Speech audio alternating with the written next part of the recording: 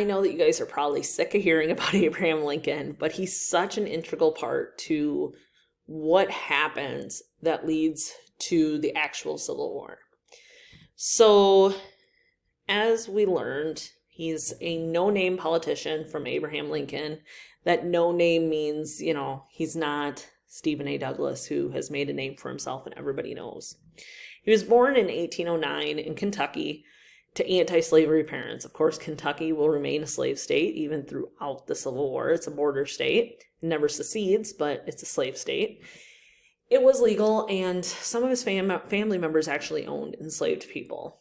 His father in 1860 decides he's going to take his family to this new territory. Land had just opened up in the state called Indiana.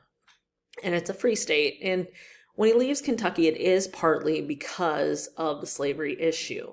Not because he was necessarily an abolitionist, more because he couldn't compete with plantation farmers who used free labor. So he ends up going to Indiana, and they squat and essentially put up a little shanty and just stay on the land. It's not really their land or anything. After they move there in 1818, the first tragedy in his life really happens, and that's the death of his mother. His father leaves him and his sister, and he goes to find a new wife. That's just kind of how things were back then. And he ends up marrying Sarah Bush Johnston. And Lincoln refers to her as Angel Mother. They were very close. She encouraged Abraham with his learning. His father, not so much. In 1830, as Lincoln is becoming a young man, he moves to Illinois. And he's 21 years old. They call him the rail splitter. He likes to wrestle. He is rambunctious. He is just all these things. But first and foremost, he loves to learn. While he's in Illinois, he becomes a flatboatman. And what a flatboatman does, it takes a team of guys. A flatboat is exactly what it sounds like. It's pretty much almost like a raft on a larger scale. And they use poles to help guide it down the river. He takes a trip down to Louisiana, and this is the first time that he's really introduced to slavery, and it has a huge impact on him as he continues on throughout his life. In 1832, he volunteers to fight in the Black Hawk War. Remember, the Black Hawk War occurred when the Sauk tribe was moved across the Mississippi River into Iowa, and the white settlers moved into their former land in Illinois. And when the Native Americans, the land wasn't conducive to living and farming like they had been, they essentially returned to their homeland and tried to take it back by force. And so the U.S. military stepped in. Black Hawk was captured. A few settlers were killed. Many Native Americans were killed. But Abraham Lincoln he volunteers, and he actually ends up becoming a captain of a company. And in the video, you'll remember he made the comment that he never saw battle, but he fought mosquitoes. So that's how he spent his time. He never actually fought, but the men liked him, and that's actually how he becomes the captain. He then goes on to take the bar exam, and he passes. Very intelligent man, self-taught, never went to law school, nothing like that, and he becomes a lawyer. In 1834, he runs for the Illinois General Assembly, and he wins 4 terms. He runs as a Whig. The Whig Party came out after the Federalist Party. Jefferson had created the Democratic Republicans, and then they're called the Jeffersonian Democrats and whatever. But the Federalists really don't live much past 1800. The party dies and is replaced by the Whigs. And the Whigs' statement you can see here underneath. It says, "We believe that the institution of slavery is founded on both injustice and bad policy, but that the promulgation of abolition doctrines tends rather to increase than to abate its evils. We believe the Congress of the United States has no power under the Constitution to interfere with the institution of slavery in different states." So as you listen to that, this is a plank from their platform, you can see right in that second line that they do not believe Congress has the power to do anything about it, but they do believe that slavery is not a good thing.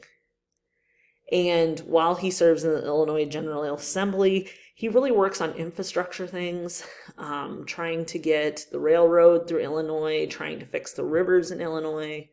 Well, in 1846, he decides he's going to run for the U.S. House of Representatives. And he again runs as a Whig.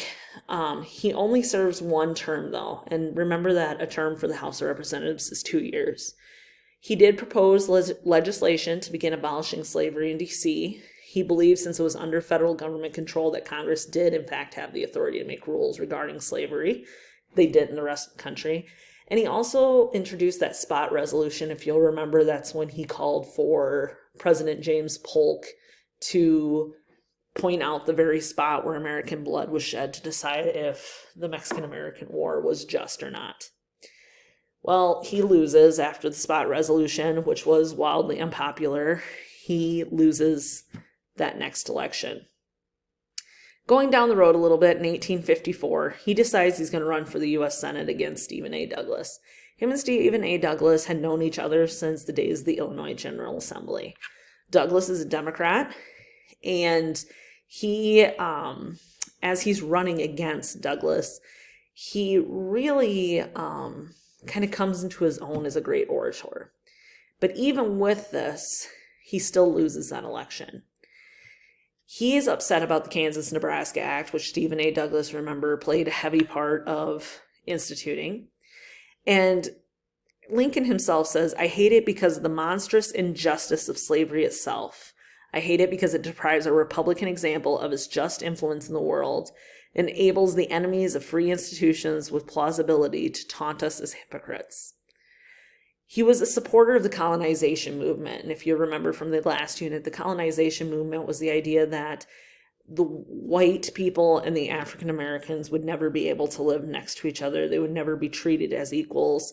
And so he favored formerly enslaved individuals moving back to Africa and recolonizing in a place called Liberia. I will say then that I am not, nor ever have been, in favor of bringing about in any way the social and political equality of white and black races.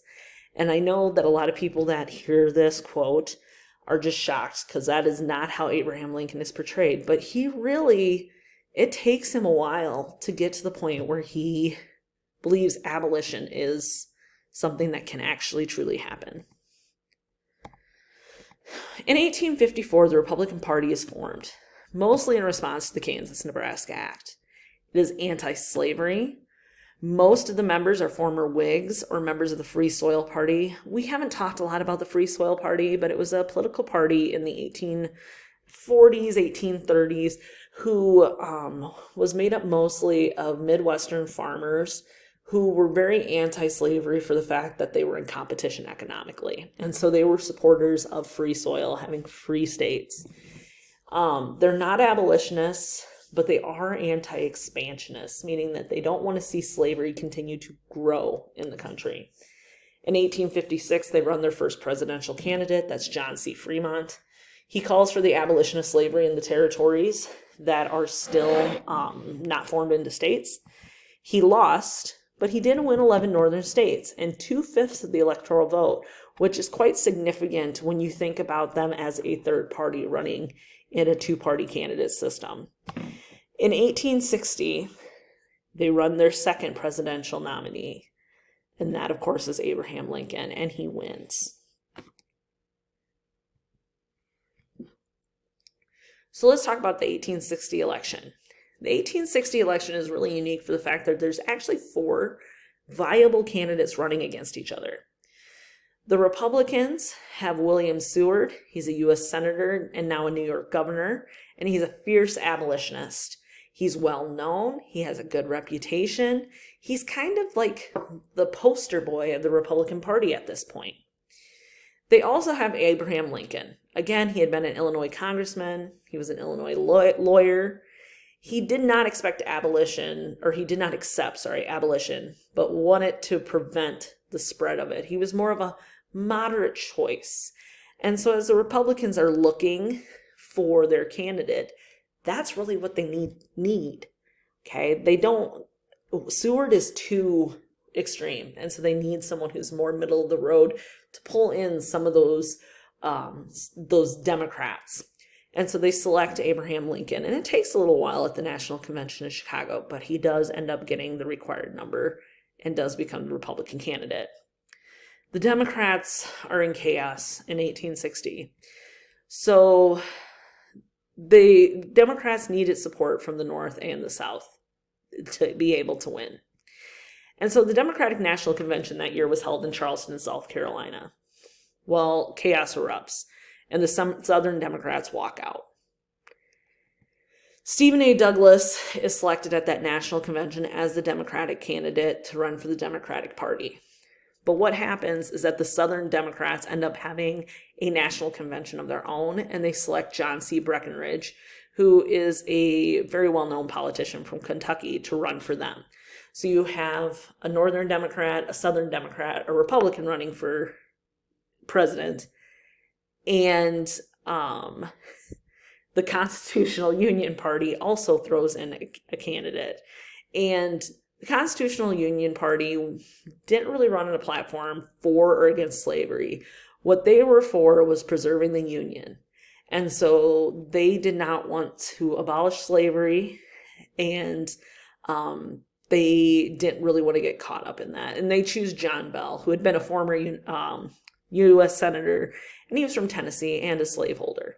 So we have 4 candidates running for president.